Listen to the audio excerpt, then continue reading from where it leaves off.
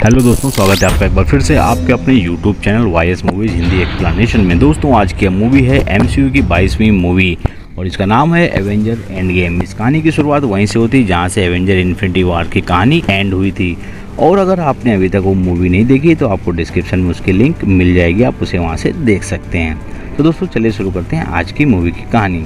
Movie की शुरुआत में आप क्लिंट बार्टन यानी कि हॉकाई को देखते हैं। यहाँ क्लिंट अपनी फैमिली के साथ था और दूसरी तरफ एवेंजर की टीम थैनोस से लड़ रही थी। और यहाँ आपने देखा था कि थैनोस को सारे इन्फिनिटी स्टोन मिलने के बाद वो स्नैप कर देता है, जिसकी वजह से पूरे ब्रह्मांड की आधी आबादी का विनाश हो जाता है और इसके साथ क्लिंट की फैमिली भी यहाँ से गायब हो जाती है और यहाँ पर सिर्फ क्लिंट ही बचता है। और जब क्लिंट को यह बात पता चलती है कि उसकी फैमिली थैनोस की वजह से गायब हुई है तो अब वह गुस्से की आग में जलते हुए डिसाइड करता है कि किसी भी विलेन यानी कि बुरे लोगों को वह नहीं छोड़ेगा और इसी वजह से वो अपनी पुरानी पहचान को छोड़कर नए नकाबपोश की वेशभूषा में आ जाता है और सभी बुरे लोगों को मारने लगता है। अब अगले सीन में टोनी स्टार्क और नेबुला टाइटन से अपनी स्पेसशिप में पृथ्वी की ओर बढ़ रहे थे।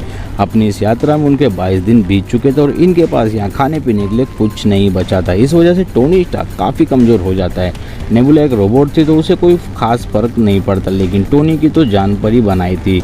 टोनी को लगता है कि यह उसका अंतिम पल है, इसलिए वो एक साइड में जाकर बैठ जाता है। लेकिन तभी वहाँ पर एक चमत्कार होता है और उसके सामने आ जाती है कैप्टन मार्वल और अब ये इनके स्पेसशिप को धरती पर लेकर के आ जाती है। यहाँ आने के बाद टोनी स्टार्क बचे हुए एवेंजर से मिलता है और अब ये लोग प्लान करते हैं कि थैनोस को ढूंढेंगे और उसके सारे इन्फिनिटी स्टोन को ले लेंगे और एक बार फिर से चुटकी बजाएंगे, जिससे जो लोग भी थैनोस की वजह से गायब हुए थे वो सब वापस आ जाएं फिर से। लेकिन थैनोस कहाँ है इसका पता इनको नहीं था। तभी नेबुला सामने आती है और कहती है कि वो जानती कि थैनोस कहाँ है। और अब दूसरी तरफ थैनोस एक अनजान ग्रह पर एक आम जीवन व्यतीत कर रहा था। अचानक उस पर कैप्टन मार्वल का हमला होता है और इसी के साथ बाकी सारे एवेंजर भी यहाँ पर आ जाते हैं और थॉर बिना समय गवाए थैनोस का हाथ काट देता है, जिसमें कि सारे इन्फिनिटी स्टोन थे। लेकिन जब ये लोग उसके हाथ को पलट कर देखते हैं तो इनको उसमें एक भी इन्फिनिटी स्टोन नहीं मिलता। थैनोस इन सबको बताता है कि उसने सभी इन्फिनिटी स्टोन को नष्ट कर दिया है ताकि कोई भी उनका दोबारा इस्तेमाल ना कर सके।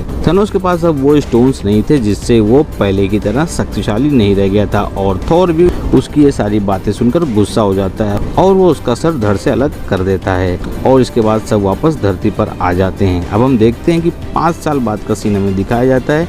यह साल था सन 2023 का। यहाँ पर वह गाड़ी थी जिसके अंदर वो मशीन है जिसके जरिए एंटमैन क्वांटम वर्ल्ड में गया था और थैनोस की चुटकी की वजह से बाहर खड़े उसके साथी वहां से गायब हो गए थे और एंटमैन वहीं फंस गया था। अब एक चूहा यहाँ पर आ जाता है, उस मशीन को शुरू कर देता है जिस मशीन के बंद होने की वजह से एंटमैन वापस नहीं आ पाया था और इस वजह से अब एंटमैन यहाँ पर वापस आ जाता है। यहाँ आकर वो देखता है कि यहाँ तो सब कुछ बदला है और ये सब इसलिए था क्योंकि एंटमैन जहाँ गया था वहाँ पर उसे अभी सिर्फ 5 घंटे ही हुए थे, लेकिन यहाँ पर रियल वर्ल्ड में 5 साल बीत चुके थे। अब जब एंटमैन बाहर जाकर देखता है तो उसे बड़े बड़े पत्थरों में मारे गए लोगों के नाम दिखाई पड़ते हैं और ये सब जानने के बाद स्कॉट यानी कि एंटमैन जाता है एवेंजर के पास, उनको बताता है कि उसके साथ क्या क्या हुआ। स्कॉट ये आइडिया देता है कि अगर वो क्वांटम रियल्म को समझ लें तो ये टाइम मशीन की तरह भी यूज किया जा सकता है और सब कुछ पहले की तरह किया जा सकता है। और अब कैप्टन अमेरिका, ब्लैक विडो और एंटमैन जाते हैं टोनी स्टार्क के पास। टोनी स्टार्क ने अब पेपर से शादी कर ली थी और अब उसकी एक बेटी भी थी और उसे इस आइडिया से डर भी था कि टाइम के साथ कुछ भी गड़बड़ हुई तो उसका परिवार भी गायब हो सकता है, इसलिए टोनी इनको मना कर देता और अब ये तीनों जाते हैं हल्क यानी कि ब्रूस बैनर के पास में। यहाँ हल्क और ब्रूस दोनों ने आपस में सामंजस्य बिठा लिया था और अब हल्क बन गया था स्मार्टर हल्क और इनकी बातें सुनकर ब्रूस बैनर रेडी हो जाता है और वह टाइम मशीन बनाता है, लेकिन वह टाइम मशीन ठीक से वर्क नहीं कर रही थी। दूसरी तरफ टोनी स्टार्क भी टाइम मशीन पर काम कर रहा था और उसकी कैलकुलेशन परफेक्ट थी जिससे कि टाइम मशीन प्रॉपर वर्क कर रही थी। और अब वो जाता है कैप्टन अमेरिका के पास, उनको उनकी शील्ड देता है जो कि कैप्टन अमेरिका से उसने ले ली थी। नताशा क्लिंट की खोज में टोक्यो जाती है और उसको समझाकर वापस ले आती है। हल्क और रॉकेट थॉर को वापस लेकर आते हैं। थॉर अब पहले की तरह नहीं था, वो खूब खा पी कर मोटा हो चुका था और अब जब सब वापस यहाँ पर आ जाते हैं तो टाइम मशीन की टेस्टिंग शुरू होती है और ये डिसाइड करते हैं कि हम पास्ट के टाइम में जाकर सारे स्टोन वापस लेकर आएंगे और उनका इस्तेमाल करेंगे। अब सभी हीरोज अलग अलग ग्रुप में डिवाइड होकर निकल पड़ते हैं उनकी खोज में। अब टोनी स्टार्क, हल्क, एंटमैन और कैप्टन अमेरिका जाते हैं 2012 की टाइमलाइन में, जहां पर न्यूयॉर्क में वार चल रही थी। 2012 की टाइमलाइन में 3 इन्फिनिटी स्टोन थे जिसमें ये टाइम स्टोन, स्पेस स्टोन और माइंड स्टोन मौजूद थे।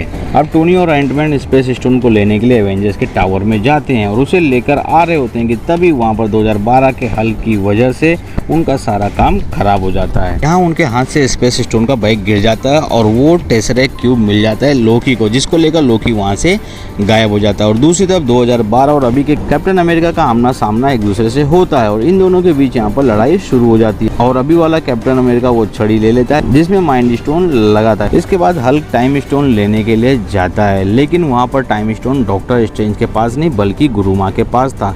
यहाँ पर हल्क टाइम स्टोन मांगता है गुरुमा से, लेकिन गुरुमा इनकार कर देती है क्योंकि ऐसा करने से इस पूरे ब्रह्मांड में कई सारे टाइमलाइन बन जाएंगे और उससे कई सारे खतरनाक परिणाम भी सामने आएंगे। लेकिन हल्क मानने वाला कहाँ था, तो वो लड़कर लेने की कोशिश करता है, लेकिन गुरुमा के आगे वो कमजोर पड़ जाता है। तो अब ब्रूस बैनर गुरुमा को समझाता है और उसके बाद गुरुमा ब्रूस बैनर को वो टाइम स्टोन देती है। यहाँ पर कैप्टन अमेरिका और हल्क ने माइंड स्टोन और टाइम स्टोन तो हासिल कर लिए थे, लेकिन टोनी स्टार्क और एंटमैन स्पेस स्टोन नहीं ला पाए थे। इसलिए टोनी स्टार्क और कैप्टन अमेरिका डिसाइड करते हैं कि टाइम में और पीछे जाएंगे और वहाँ से वो टेसरेक्ट क्यूब लेंगे जिसमें स्पेस स्टोन है। और अब ये लोग आ जाते हैं 1970 की टाइमलाइन में, जहाँ पर आपको टोनी स्टार्क के पिताजी दिखते हैं। यहाँ पर टोनी स्टार्क अपने पिताजी को देखकर काफी खुश था, लेकिन उसके साथ क्यूब यानी कि स्पेस स्टोन को लेने में भी कामयाब हो जाता है। और दूसरी तरफ कैप्टन अमेरिका को भी पिम पार्टिकल दिखते हैं जिनको लेकर वो वापस आ जाता है। और अब थोर और रॉकेट जाते हैं 2013 की टाइमलाइन में। यहाँ से उनको रियलिटी स्टोन लेना था जो कि जेन फोस्टर की बॉडी में था और इसको लेने वो वहाँ जाते हैं जहाँ जेन थी। यहाँ थोर की माँ थोर से मिलती है और थोर अपनी माँ से सारी बातें बताता है और थोर की माँ भी फ्यूचर को देखकर इनकी बातें समझ जाती है और वो थोर को समझाती है कि परेशान मत हो, सब कुछ अच्छा होगा। और उसी वक्त थोर अपने हाथ को आगे बढ़ाता है तो उसको उसका माइनो यानी कि हथौड़ा भी मिल जाता है। अब रॉकेट भी जेन फोस्टर की बॉडी से और रियलिटी स्टोन को लेने में कामयाब हो गया था और इसके बाद वो दोनों आ जाते हैं अपनी टाइमलाइन में।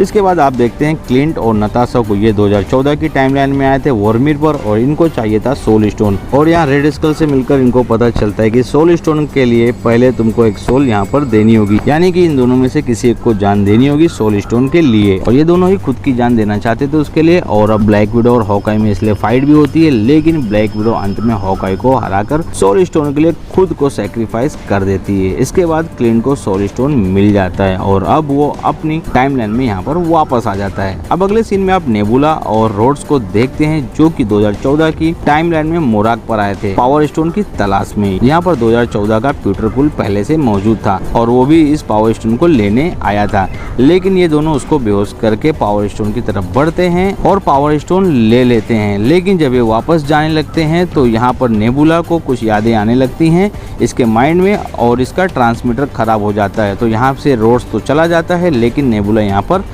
अटक जाती है और इस नेबुला की मेमोरी से 2014 के थैनोस को 2018 के थैनोस का सारा भविष्य पता चल जाता है और वो नेबुला को पकड़कर उसका टाइम ट्रेवल का डिवाइस यानी कि पिम पार्टिकल निकाल लेता है। थैनोस इबोनी की मदद से उस पिम पार्टिकल को लेकर एवेंजर की अभी की टाइमलाइन में जाने के लिए डिवाइस बनवाता है और अब पुरानी नेबुला जाती है अभी के एवेंजर की टाइमलाइन में, जिससे कि वो वहाँ का पोर्टल ओपन कर सके थैनोस के लिए। अब जबकि सारे इन्फिनिटी स्टोन एवेंजर के पास आ चुके थे तो ये सब उसको एक नए मुष्टिबंद यानी कि गॉन्टलेट में फिट करते हैं जिसे आयरन मैन ने बनाया था। और अब यहाँ पर आगे आता है थॉर। वो कहता है कि इसे मैं पहनूंगा क्योंकि मैं यहाँ पर सबसे शक्तिशाली हूँ, लेकिन हल्क कहता है कि इसमें खतरनाक गामा रेडिएशन है और इसको मैं ही बर्दाश्त कर सकता हूँ। और उसके बाद हल्क इस गॉन्टलेट को पहनता है और हल्क की हालत इसको पहनने के बाद खराब होने लगती है। वो इन सब स्टोन की पावर को बर्दाश्त नहीं कर पा रहा था, फिर भी उसने जैसे तैसे चुटकी तो बजा ही दी और इसके बाद वो बेहोश होकर जमीन पर गिर जाता है। लेकिन इससे सारे वो लोग जो धूल बनकर गायब हो गए थे यानी कि वैनिश्ड हो गए थे वो सब वापस आने लगे थे। और इसी बीच जब सबका ध्यान हल्क पर था तो नेबुला वो पोर्टल ओपन कर देती है जिससे कि थैनोस की आर्मी यहाँ पहुंच जाती है और आने के साथ ही वो एवेंजर्स के अड्डे पर भयंकर हमला कर देते हैं। अब थैनोस काफी गुस्से में था। इस बार उसने फैसला किया था कि वो पूरे ब्रह्मांड को ही खत्म कर देगा